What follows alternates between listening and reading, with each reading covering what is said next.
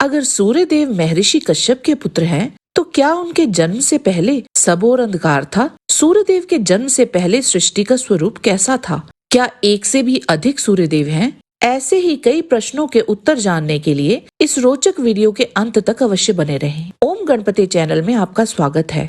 अगर आपको हमारे वीडियो पसंद आते हैं तो कृपया चैनल को सब्सक्राइब और वीडियो को लाइक अवश्य करें। इससे हमें और भी अच्छा कार्य करने की प्रेरणा मिलती है।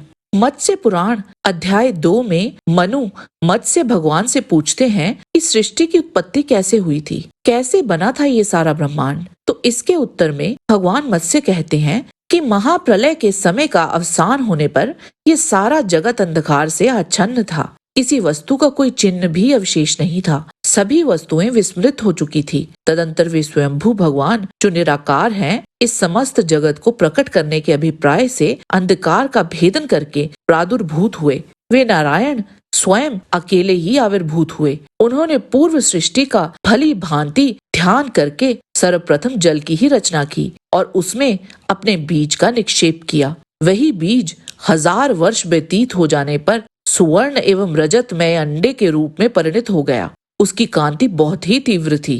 तत्पश्चात महातेजस्वी स्वयंभू स्वयं ही उस अंडे के भीतर प्रविष्ट हो गए तथा अपने प्रभाव से एवं उस अंडे में सर्वत्र व्याप्त होने के कारण वे पुनः विष्णु भाव को प्राप्त हो गए। तदंतर उस अंडे के भीतर सर्वप्रथम भगवान सूर्य उत्पन्न हुए, जो आदि से प्रकट होने के कारण आदित्य और वेदों का पाठ करने से ब्रह्मा नाम से विख्यात हुए। उन्होंने ही उस अंडे को 2 भागों में विभक्त कर स्वर्गलोक और भूतल की रचना की तथा उन दोनों के मध्य में संपूर्ण दिशाओं और अविनाशी आकाश का निर्माण किया। मत्स्य पुराण के इस वृतांत से हमें ये ज्ञात होता है कि भगवान सूर्य आदि काल से ही हैं। ब्रह्मा पुराण के अध्याय 18 के अनुसार ब्रह्मा जी मुनियों से कहते हैं कि भगवान सूर्य सबके आत्मा, संपूर्ण लोकों के ईश्वर, देवताओं के भी देवता और प्रजापति हैं। वे ही तीनों लोकों की जड़ हैं, परम देवता हैं। अग्नि में डाली हुई आहुति सूर्य के पास ही पहुंचती है। सूर्य से वृष्टि होती है, वृष्टि से अन्न पैदा होता है। इस पर मुनियों ने पूछा, भगवान आपने भगवान सूर्य को निर्गुण और सनातन देवता बतलाया है, फिर आपके ही मुंह से हमने ये भी सुना है कि वे 12 स्वरूपों में प्रकट हुए। वे महान तेजस्वी होकर किसी स्त्री के गर्भ से कैसे प्रकट हुए? इस विषय में हमें बड़ा संदेह है। ब्रह्मा जी बोले, प्रजापति दक्ष की 60 कन्याएं हुई। उनके नाम अदिति, दिति, दनु और विंता आदि थे। उनमें से 13 कन्याओं का विवाह दक्ष प्रजापति ने कश्यप जी से कर दिया था। अदिति ने तीनों लोकों के स्वामी देवताओं को जन्म दिया। दिति से दैत्य और दनु से भयंकर दानव उत्पन्न हुए। दैत्य और दानव अदिति के पुत्रों से शत्रुता रखते थे, अतः वे मिलके उन्हें कष्ट पहुंचाने लगे।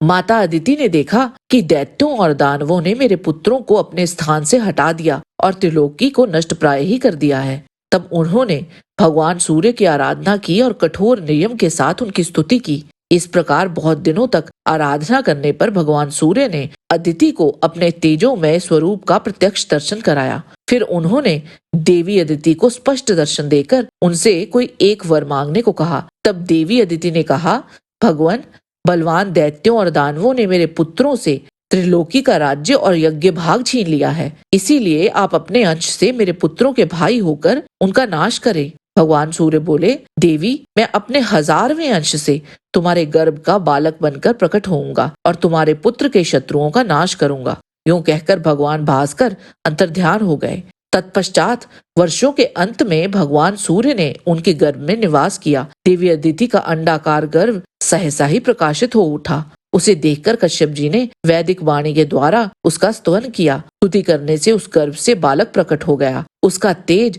संपूर्ण दिशाओं में व्याप्त हो गया। उसी समय ये कश्यप जी को संबोधित करते हुए आकाशवाणी हुई कि तुम्हारा ये पुत्र मार्तंड नाम से विख्यात होगा और यज्ञ भाग का अपहरण करने वाले शत्रुभूत असुरों का संहार करेगा। इन दोनों पुराणों के वृतांतों से ये स्पष्ट हो जाता है कि अदिति के पुत्र के रूप में भगवान सूर्य ने ही अंश रूप में जन्म लिया था, जो उनके 1000वें अंश के बराबर ही थे।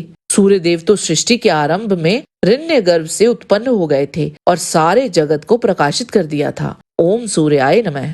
आज के वीडियो में बस इतना ही। आशा करते हैं कि आपको हमारा ये वीडियो पसंद आया होगा। कृपया इसे लाइक और शेयर अवश्य करें। किसी भी प्रकार की त्रुटि के लिए आप सबसे क्षमा याचना करते हुए आपसे निवेदन है कि प्रेम पूर्वक परम पिता परमात्मा को मन में धारण करें और बोलें, वैदिक सनातन धर्म की सदा ही जय।